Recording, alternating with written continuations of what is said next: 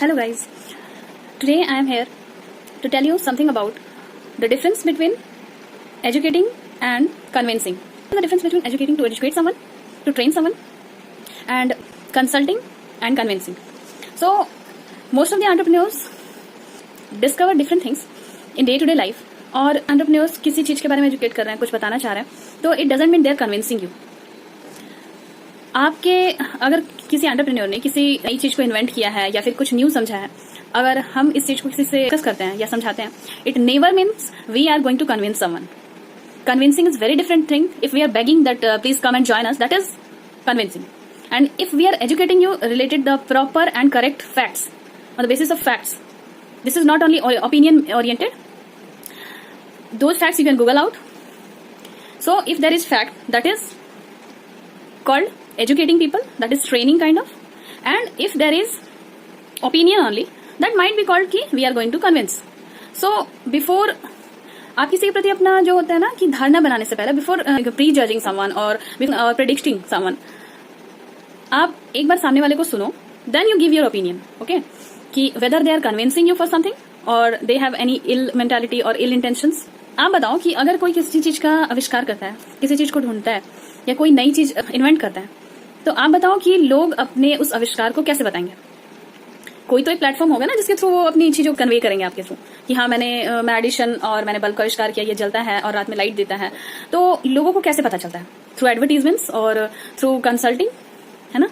कहीं रेस्टोरेंट में आप खाने जाते हो, किसी चीज के बारे में जानते हो, तो वो चीजें क्या होती है. लाइकवाइज क्या होता है कि नायाब हीरा है, कोई डायमंड है, तो अनटिल अनलेस जौहरी उसके बारे में पूरा एक्सप्लेन करे हमें कि हाँ ये हीरा है, इसे इतने लोगों ने मिलकर बनाया है और ये इतने सालों के बाद बनता है, इसमें इतने सारे कटिंग्स हैं, इसकी वजह से इतने सारे रिफ्लेक्शन होते हैं, तो जब तक उस जौहरी ने हमें एजुकेट नहीं किया उस डायमंड के बारे में, उस हीरे के बारे में, तब तक हमें ये समझ में कहाँ आता कि ये हीरा जो इसमें सिंगल कटिंग है वो ज्यादा महंगा क्यों है, एंड इसमें बहुत सारी कटिंग्स है, वो हीरा उसके कंपेरिजन में थोड़ा सस्ता क्यों है. तो until unless we are going to educate ourselves, ठीक है, तब तक हमें ये क्लियर बिल्कुल नहीं होता है कि कोई चीज महंगी क्यों है और कोई चीज सस्ती क्यों है.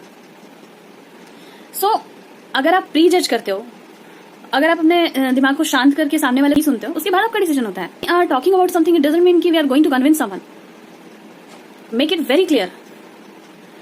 Decision is yours. Our work is, हमारा काम होता है लोगों को एजुकेट करना. आज हर कोई स्कूल क्यों चाहता है? अगर मान लो इसको इस तरह से लिंक कर दें कि अरे उनका स्कूल वालों को तो पैसा बनाने का ही है, ये वो सब बोलते हैं, बट इसके बाद भी स्कूल जाते हैं. क्यों? क्योंकि उन्हें पता है कि स्कूल जो है किसी के डेवलपमेंट में, बेसिक नर्चर में बहुत बड़ा कंट्रीब्यूशन करती है, और वो पैसे लेते हैं या प्राइवेट है या सरकारी है, but everyone has to go to school. ये सबको क्लियर है. और इसलिए नौकरी हम सरकारी ढूंढते हैं, बट अपने बच्चे को सब चाहते हैं कि प्राइवेट स्कूल में पढ़े.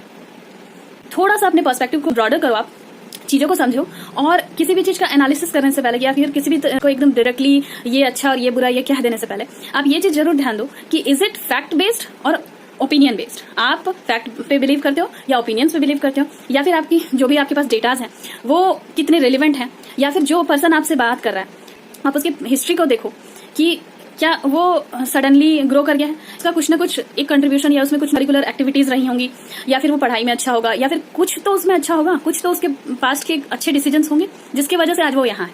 तो किसी को भी जज करने से पहले आप एक बार उसके एटलीस्ट हिस्ट्री को भी देख लो, है ना. बेसिक एजुकेशन और हमारे अचीवमेंट्स होते हैं, कहाँ हमने एजुकेशन लिए. Be wise while taking your decisions. You never know कि कहीं कोई बहुत बड़ी अपॉर्चुनिटी आप मिस ना कर जाओ, सिर्फ एक मिसअंडरस्टैंडिंग की वजह से, एक होता है गलत डिसीजन की वजह से, कि आपने सामने वाले को समझने की बजाय प्री डिसीजन ले लिया without knowing the facts, without knowing the figures.